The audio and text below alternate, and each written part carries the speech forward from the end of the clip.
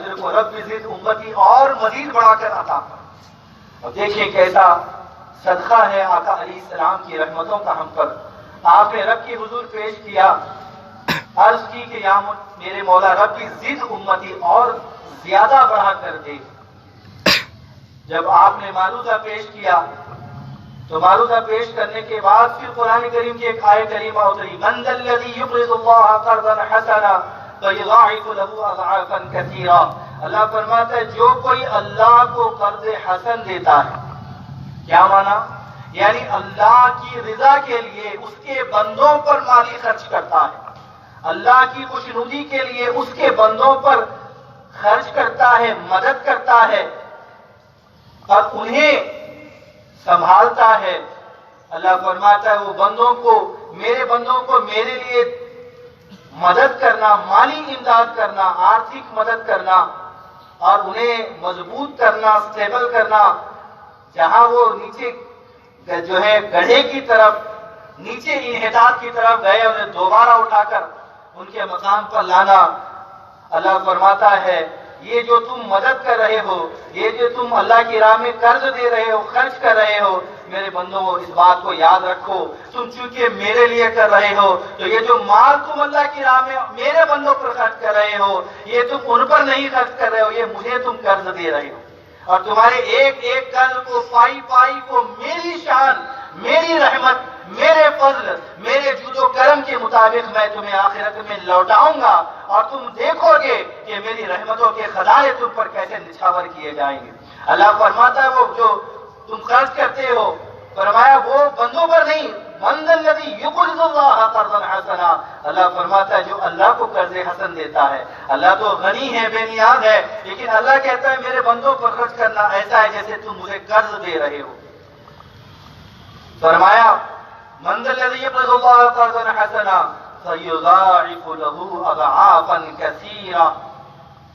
جب حضور نے عرض کیا تو اللہ نے یہ آیت اتاری کہ اللہ جس کے لیے چاہتا ہے کئی کئی گنا بڑھا کر عطا فرما دیتا ہے۔ وہاں فرمایا جس کے لیے چاہتا ہے، یضاعف لمن یشاء، جس کے لیے چاہتا ہے، یہاں پر لمیٹڈ ایڈیشن تھی، جس کے لیے چاہتا ہے بڑھا کر دیتا ہے۔ اب یہاں فرمایا عام اللہ نے اپنے تمام بندوں کے لیے حکم، جو کوئی ایسا کرے گا اللہ فرماتا ہے اضعافا کثیرا، کئی کئی گنا بڑھا کر دوں گا۔ اب اتنے پر بھی حضور خاموش نہ رہے، اور کیسے خاموش رہتے کہ وہ قلب مصطفیٰ جو ہر آن اپنی امت کے لیے بے چین، بے قرار اور مضطرب رہتا، فکر مند رہتا، وہ کیسے خاموش رہتے؟ لب مصطفیٰ کو جنبش ہوئی، آقا علیہ السلام نے رب کی حضور عرض کیا رب زد امتی، اے میرے مولا میری امت کو اور مزید عطا فرما۔ اللہ پاک نے آیت کریمہ نازل فرمائی، انما یوفی الصابرون اجرهم بغیر حساب، بے شک اللہ اپنے صبر کرنے والے بندوں کو بے حد و بے حساب نوازے گا، بے حساب اتنا نوازے گا کہ اس کا کوئی حساب ہی نہیں ہوگا۔ تو یہ اللہ نے اب اپنی عطا کو بے حساب کر دیا۔ یہ سب حضور پاک صلی اللہ علیہ وسلم کا تصدق ہے، اور اللہ تبارک و تعالیٰ کی ہم پر بے انتہا رحمت ہے۔ عزیزان محترم، اس بات کو سمجھنے کی ضرورت ہے کہ اللہ تبارک و تعالیٰ کی یہ جو کرم نوازیاں اور رحمتیں ہیں ہم پر، کروڑ ہا کروڑ اس کا احسان ہے، لا تعداد بے حد و حساب اس کا احسان ہے، اور آقا علیہ السلام کا ہم پر کرم ہے۔ کروڑ ہا کروڑ لا تعداد بے انتہا درود و سلام ہو ہمارے آقا دو جہاں نامدار احمد مجتبیٰ محمد مصطفیٰ صلی اللہ علیہ وسلم، اور اللہ کی رحمت اور حضور کا تصدق، آقا علیہ السلام کا وسیلہ، یہی دو چیزیں ہیں جس کے ذریعے ہم نے دو جہاں میں امیدیں لگا رکھی ہیں۔ بے شک ہماری امیدیں کہاں ہیں؟ ہماری امیدیں اللہ کی رحمت ہے اور حضور کا وسیلہ ہے۔ یہی کچھ تو ہمارا سرمایہ ہے، یہی کچھ تو ہمارا مدعا حیات ہے، یہی کچھ تو ہمارا جو کچھ ہے، یہی کچھ ہے۔ تو عزیزان ملت اسلامیہ، یقیناً اللہ تبارک و تعالیٰ نے اس کی راہ میں حقدار لوگوں پر خرچ کرنے پر بارہا ابھارا، اور آگے تلقین بھی فرمائی۔ تلقین کیا فرمائی؟ آگے کی ہی آیت میں 262 میں اللہ نے فرمایا الذین ينفقون اموالهم فی سبیل اللہ ثم لا يتبعون ما انفقوا منا ولا اذى، وہ لوگ جو اپنے مال کو اللہ کی راہ میں خرچ کرتے ہیں. اب آگے سنیں، ثم لا يتبعون، اور اس مال کے خرچ کرنے کے پیچھے احسان جتلانے کو اور تکلیف دہ بات کہنے کو نہیں لاتے. یعنی جو مال خرچ کرتے ہیں اس پر احسان نہیں جتاتے اور اس سے تکلیف دہ بات نہیں کہتے. جس پر احسان کیا ہے، جس کی مدد کی ہے، اس پر نہ احسان جتلایا نہ اسے تکلیف دہ بات کی. اللہ فرماتا ہے لہم اجرہم عند ربہم، ان کے لیے اجر کہاں ہے؟ فرمایا ان کے لیے ان کے رب کے پاس اجر ہے. گویا فرشتوں کو قلم لکھنے سے روک دیا گیا کہ یہ جو ثواب ہے اسے تمہارا قلم لکھ نہیں سکتا، ان کا جو اجر ہے وہ اجر تو میرے پاس ہے اور میں دوں گا ان کا جو اجر ہوگا. اور اس اجر کی ایک ادنا جھلک اللہ نے آگے کے حصے میں بیان فرمائی، وَلَا خَوْفٌ عَلَيْهِمْ وَلَا هُمْ يَحْزَنُونَ، نہ انہیں کوئی خوف ہوگا نہ یہ رنجیدہ ہوں گے. بروز محشر ہر کوئی پریشان ہوگا، ہر کوئی فکر مند ہوگا کہ بھئی عمل کا ترازو نیکی کی طرف جھکتا ہے یا گناہ کی طرف جھکتا ہے. فَمَن ثَقُلَتْ مَوَازِينُهُ فَهُوَ فِي عِيشَةٍ رَاضِيَةٍ، اللہ نے قانون بتایا کہ نیکی کا پلڑا اگر بھاری ہے تو پھر وہ عیش و عشرت میں اور اللہ سے راضی زندگی میں اطمینان سے رہے گا. وَمَنْ خَفَّتْ مَوَازِينُهُ فَأُمُّهُ هَاوِيَةٌ، اور جس کے نیکیوں کا پلڑا ہلکا ہوگا فَأُمُّهُ هَاوِيَةٌ، اس کا ٹھکانہ ہاویہ گڑھا ہوگا، جو بڑی ہی دہکتی ہوئی خطرناک آگ سے اسے آراستہ کیا گیا ہے، اس میں ڈالے جانے والوں کے لیے. عزیزان محترم، وہ خوف کا منظر ہوگا کہ بھئی ہمارا کیا بنے گا، کیا حال ہوگا، کیا جو ہے آگے مسئلہ ہوا ہمارے ساتھ. اللہ فرماتا ہے جو اس کی راہ میں ایسے خرچ کرتے ہیں کہ خرچ کرنے کے بعد، اسی لیے تو آقا علیہ السلام نے فرمایا، آپ اٹھا کر دیکھیں احادیث کریمہ کو، فرمایا کہ وہ لوگ اللہ کے سائے کرم میں حفظ و امان میں رہیں گے کہ ان کا معاملہ یہ ہو کہ دائیں ہاتھ نے خرچ کیا، دائیں ہاتھ نے خرچ کیا تو بائیں ہاتھ کو اس کا علم نہ ہو. جو اس مزاج و فکر کے ساتھ خرچ کرتا ہے وہ اس آیت کا مصداق بنتا ہے. اور اسی لیے اللہ نے فرمایا جب سب خوف میں رہیں گے ان پر کوئی خوف نہیں ہوگا.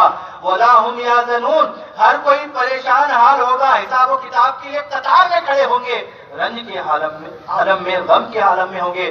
اللہ فرماتا ہے ان پر کوئی غم نہیں ہوگا. کتنی راہیں اللہ نے ہمارے لیے کھولی ہیں. جو بندہ نماز تقویٰ پرہیزگاری کے ذریعے سے آئے جنت کا دروازہ اس کے لیے بھی ہے. جو کوئی روزے سے آئے اللہ نے اس کے لیے بھی جنت کا دروازہ رکھا. کوئی اس میں کم ہو جائے اللہ نہ کرے، اللہ نے آپشنز کھلے رکھے، متبادلات کھلے رکھے. کہا یہ بھی نہیں یہ بھی نہیں، ٹھیک ہے اللہ کی خاطر اس کی راہ میں بندوں پر خرچ کرو.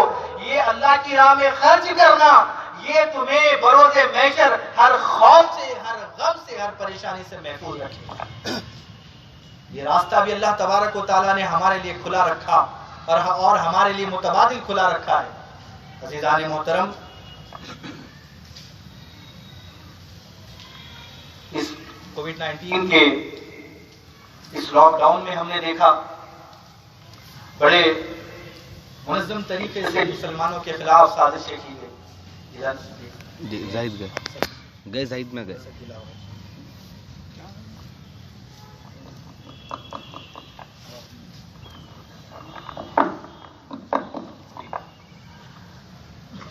آپ نے دیکھا کہ بڑے منظم طریقے سے اور مسلمانوں کے خلاف باقاعدہ ایک پروپیگنڈا چلایا گیا. کورونا جہاد کے نام پر ہر طریقے سے مسلمانوں کو بدنام کرنے کی سازش رچی گئی اور ایک نفرت کا ماحول مسلمانوں کے خلاف پیدا کیا گیا. لیکن اس کے باوجود انتم الاعلون ان کنتم مؤمنین، اللہ نے فرمایا ہے کہ ولا تہنوا ولا تحزنوا، غم نہ کرو، رنجیدہ نہ ہو، تم ہی غالب رہو گے اگر شرط یہ ہے تمہارے اندر وہ ایمان کی حلاوت، وہ ایمان کی صفت، وہ جذبہ اگر موجود ہے.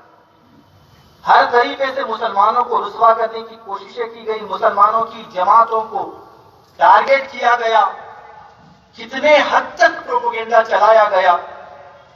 لیکن ایسے حالات میں بھی جب لاک ڈاؤن میں لوگوں کو ضرورتیں لاحق ہوئی، پریشان ہوئے اناج کے لیے، دوائیوں کے لیے، مالی امداد کے لیے، تو تاریخ کے نگاہوں نے یہ دیکھا، اس سرزمین ہند نے یہ دیکھا، اور ان پروپیگنڈا کرنے والے ناکام سازشوں کو رچنے والوں نے بھی دیکھا کہ کس طرح مسلمان اپنی جان کا خیال نہ کرتے ہوئے، جان کو خطرے میں ڈالتے ہوئے راستوں پر اترے، گھروں کو جا کر دروازوں پر دستک دے کر انہوں نے اناج بھی تقسیم کیا، راشن بھی تقسیم کیا، انہوں نے جہاں جہاں بیمار ہیں وہاں دوائیوں کو تک پہنچایا، انہوں نے مالی امداد کی، الغرض جو تقاضا، جو مدد ان سے مانگی گئی، الحمدللہ اللہ اور اس کے رسول کی رضا کے لیے مسلمانوں نے ہر وہ کام انجام دیا جو آج انسانی حقوق کا تقاضا کرتا ہے، جو آج اس کی ضرورت تھی، حتیٰ کہ جو غریب ضرورت مند کی جو ہے مزدور یہاں سے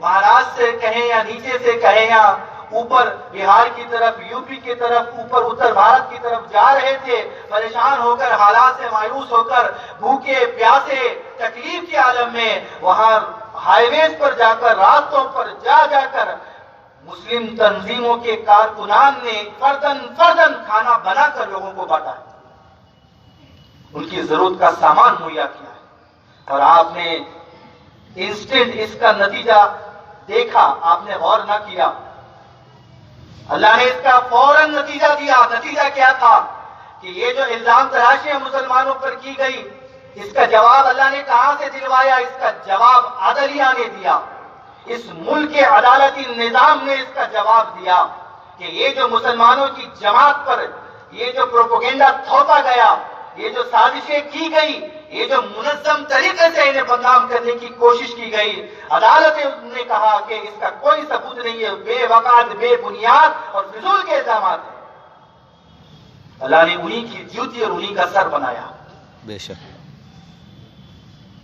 اور سب خاموش ہو گئے اس کے بعد۔ عزیزان محترم، یہ اللہ کا طریقہ اور دستور ہے، جو اس کے طریقے پر چلتا ہے، جو اس کے راستے پر چلتا ہے، اللہ برکتیں اور اپنی رحمتیں عطا فرماتا ہے۔ اور یہ مسلمانوں کی اصل ہے، یہ ہمارا وہ روحانی تعلق اپنے نبی سے اور دین اسلام سے، اور یہ ہماری اصل ہے جسے ہم بھلا بیٹھے ہیں۔ ہم خیر امت بنا کر بھیجے گئے، ہمارا کام ہی تھا کہ ہم اوروں کی مدد کرتے، اوروں کو سنبھالتے، ہم اوروں کی رہنمائی کرتے، یہ جائے کہ ہم آج خود پستی کا، گمراہی کا شکار ہوئے۔ لیکن جب ہم نے اپنی اس تخلیقی اصل مقصد کو سمجھا کہ ہماری تخلیق کا مقصد تأمرون بالمعروف وتنہون عن المنکر، تم بہترین امت تھی، تمہاری ذمہ داری قیادت تھی، تمہاری ذمہ داری رہنمائی کرنا تھی، تمہاری ذمہ داری اوروں کے کام آنا۔ اسی لیے تو نبی نے فرمایا خیر الناس من ينفع الناس، اے میرے بندوں، اے میرے امتیوں، حضور نے کیا فرمایا؟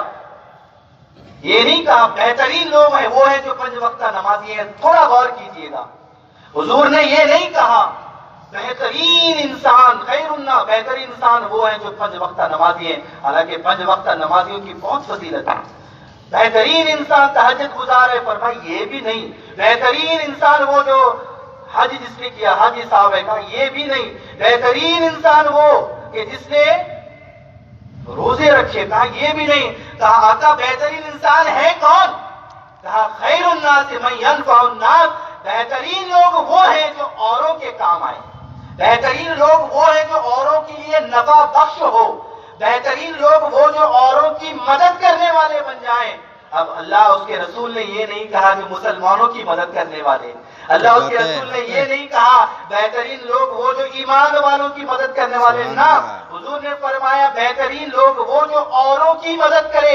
اب یہ جو اوروں کا جو کالم رکھا تھا یہ بہت کشادہ، اس میں ایمان والے بھی ہیں، غیر مسلم بھی ہیں، اہل کتاب بھی ہیں، اہل شرک بھی ہیں، اہل کفر بھی ہیں، جو کوئی حقدار ہوگا حضور نے فرمایا سب اس میں آتے ہیں، اور وہ بہترین لوگ ہیں۔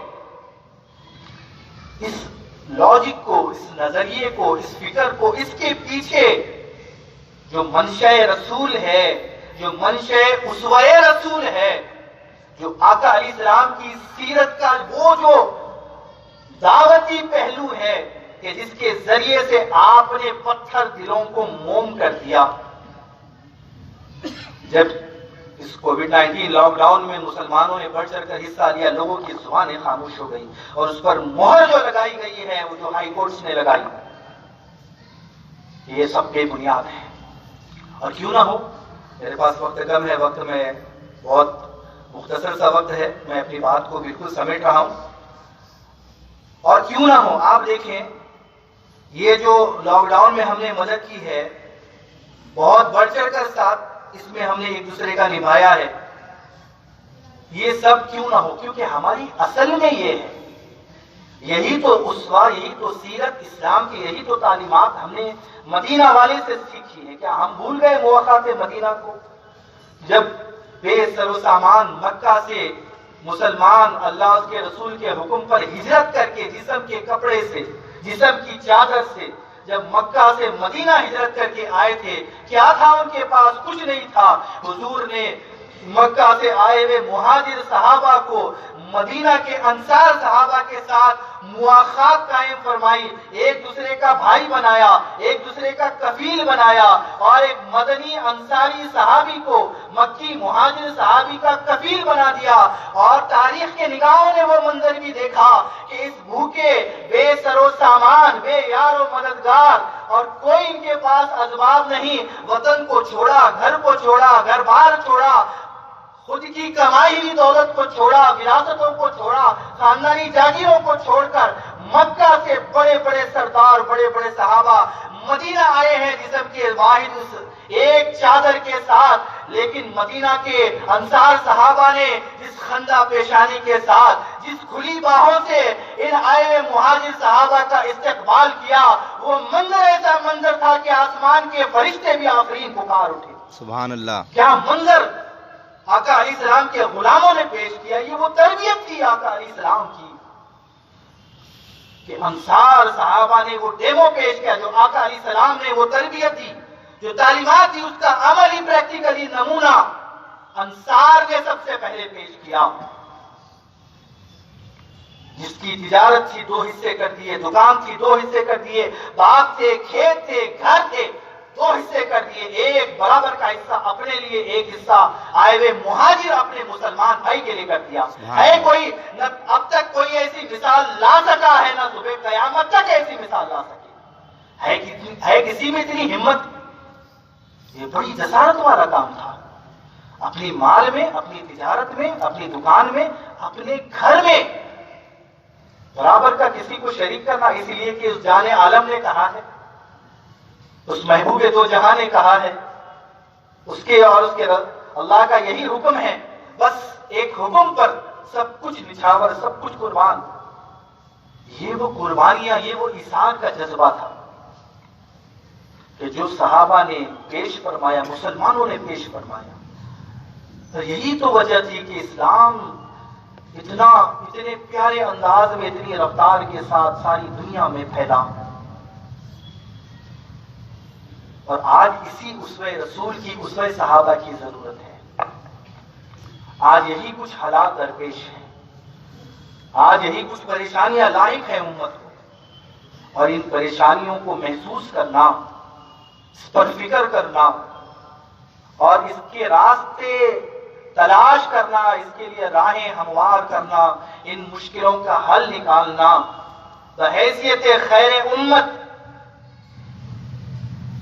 بحیثیت جانشین رسول اللہ صلی اللہ علیہ وسلم، دین کی تبلیغ کی حیثیت سے یہ ہماری ذمہ داری ہے. اب ہمارے اہل خیر، اہل ثروت، اہل علم، اہل قلم، دانشمند حضرات، یہ ہم سب کی ذمہ داری ہے. بیٹھ کر اس پر حل تلاش کریں، اموال کی زکاتیں نکالیں، صدقات و خیرات میں اضافہ کریں، لیکن اس بات کو ذہن نشین رکھیں، جو پراتھمکتا ہے، جو ترجیحات ہیں، اب کے موجودہ حالات کے مطابق طے کریں.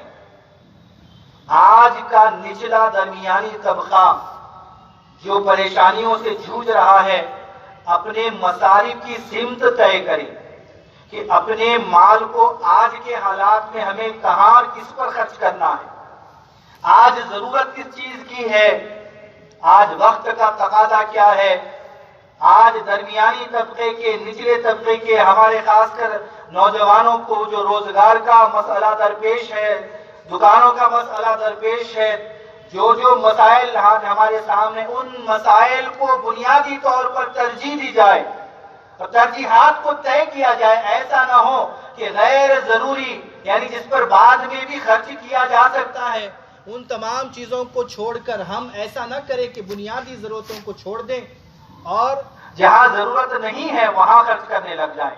نہیں، مصارف کو طے کریں ترجیحات کی بنیاد پر. اس بات کو سمجھیں، آج وقت کا تقاضا ہے. اللہ تبارک و تعالی ہم سب کو عقل سلیم نصیب فرمائے، اللہ ہم سب کو توفیق اور ہدایت نصیب فرمائے. یہ کچھ ادنا سے معلومات تھے جو آپ کی گوش گزار کیا، اور مزید ہم آئندہ نشستوں میں اس پر کھل کر بات کریں گے انشاءاللہ. چونکہ یہ حالات تھوڑے سے نامناسب ہیں، وقت کا بھی تقاضا ہے، تو ہم اس وقت کا خیال کرتے ہوئے اپنی بات کو بڑی مختصر کر رہے ہیں. ہو سکتا ہے کچھ باتیں چھوٹی ہوں گی، آگے کے